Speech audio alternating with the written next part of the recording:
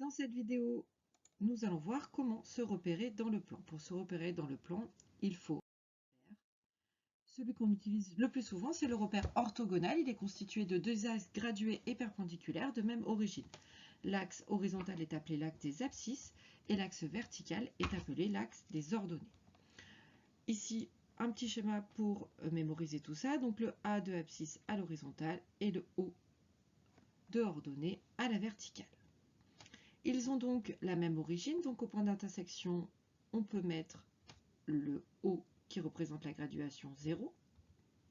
On peut graduer les axes. Ici, on voit que 2 carreaux correspond à une unité pour l'axe des abscisses. Et ici, pareil, 2 petits carreaux représentent une unité pour l'axe des ordonnées. Dans un repère orthogonal, un point est repéré par un couple de nombres relatifs qui forment les coordonnées du point. Voici le point A. Nous allons chercher ses coordonnées. Nous allons d'abord voir sa coordonnée sur l'axe des abscisses. On appellera l'abscisse du point A. Ici, on est à la graduation 1, 2, 3, 4. Donc, son abscisse est plus 4. Et pour l'axe des ordonnées, ici, on est à plus 1, plus 2, plus 3. Son ordonnée est donc plus 3. Les deux réunis sont ce qu'on appelle les coordonnées, donc plus 4 en abscisse et plus 3 en ordonnée. On mettra toujours d'abord l'abscisse et ensuite l'ordonnée. Autre exemple, le point B. Le point B, il a donc pour abscisse moins 1, moins 2, moins 3, moins 4, moins 5, moins 6.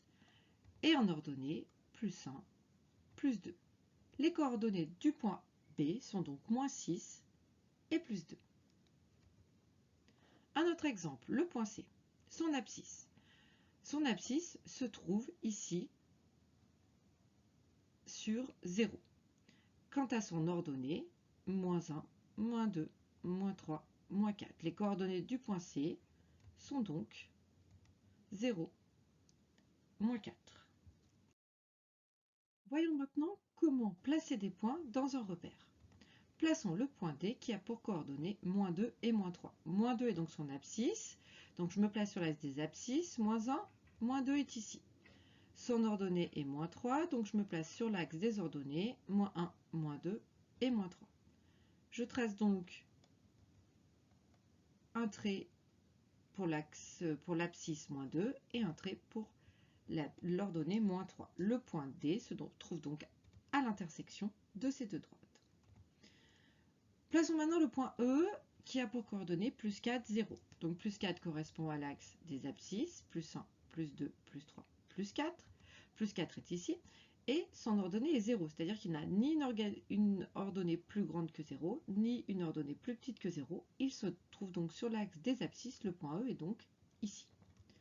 Plaçons maintenant le point F qui a pour coordonnées plus 1, moins 5.